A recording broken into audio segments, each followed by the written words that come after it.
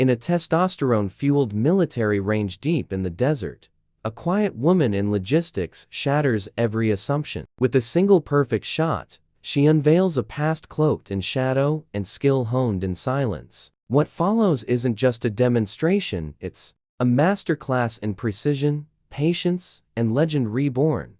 They handed her the sniper rifle as a joke. "She's not actually going to shoot it, right?" Chuckles echoed around the range. "It was meant to be funny, unloaded, or so they thought," she said. Nothing, no smirk, no hesitation. She simply accepted the rifle, checked its weight, and balanced it with the grace no one expected.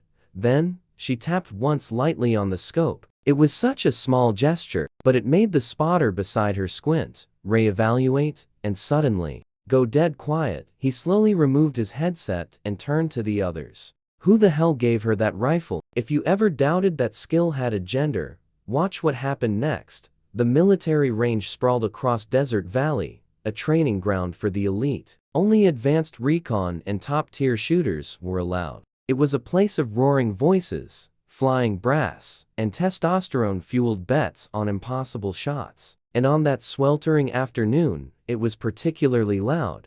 She wasn't supposed to be there. Her name wasn't on any firing schedule. Technically, she wasn't even on an active combat team. Her designation? Logistics support.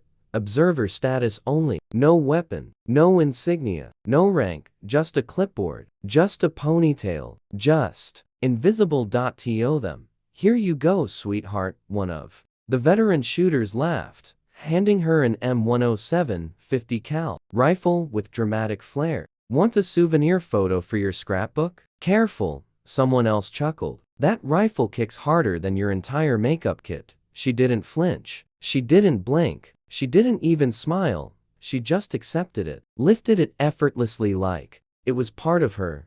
Then silence. She laid the rifle down on the mat, adjusted the scope, and began fine-tuning the bipod. They assumed she was pretending, playing dress-up in a war zone, but she was reading wind off canyon walls, something most shooters need tech to measure. When asked if she'd ever fired one before, she finally spoke.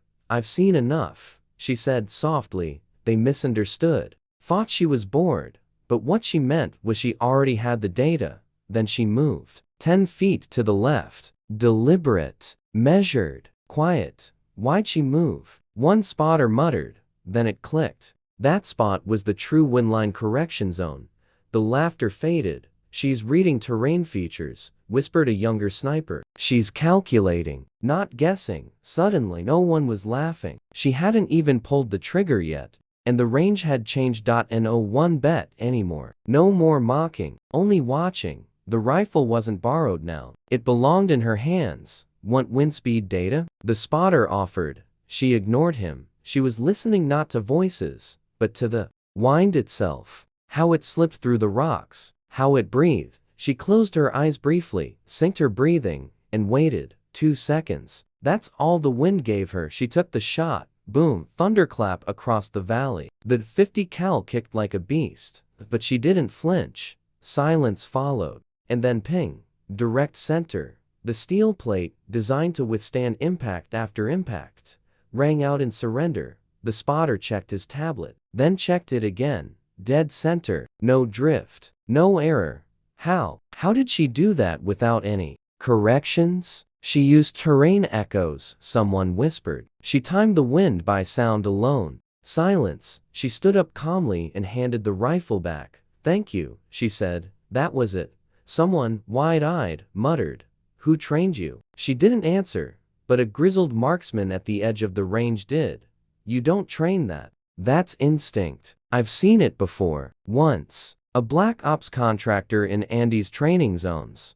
Ghost Links." The name surfaced like a ghost. A legend. A whisper in special ops circles. No photo. No file. Just stories. Until now, they scrambled to pull up her personnel file. It wasn't easy. Half of it was redacted. What was visible confirmed the impossible. Tier 1 contractor operational call sign.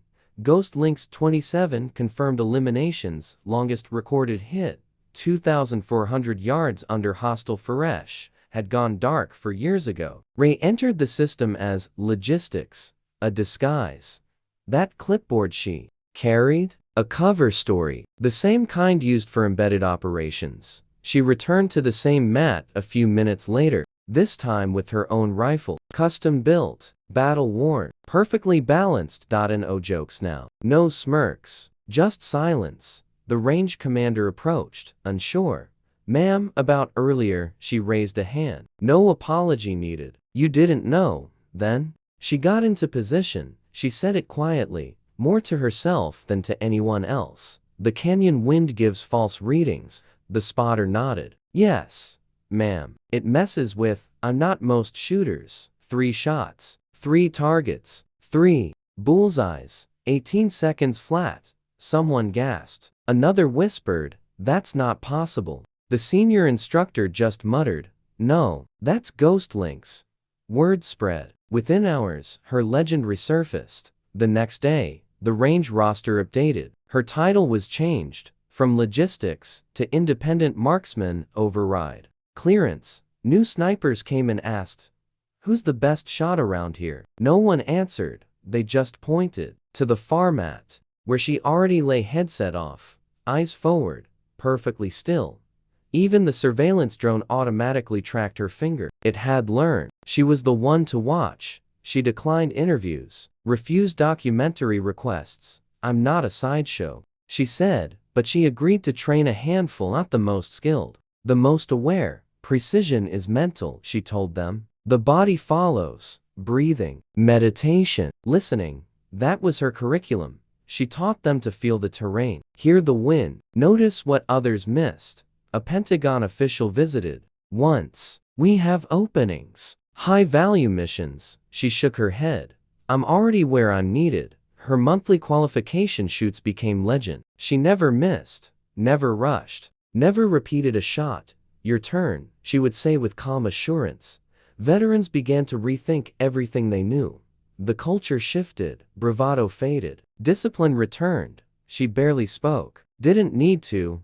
Patience beats speed, was one of her rare lessons. The perfect shot happens before you pull the trigger. Her personal logbook, passed down from a ghost named Wyatt, remained locked in a case. She promised to pass it on to the one who surpasses me. Until then, the range was hers. Everyone else was just borrowing time.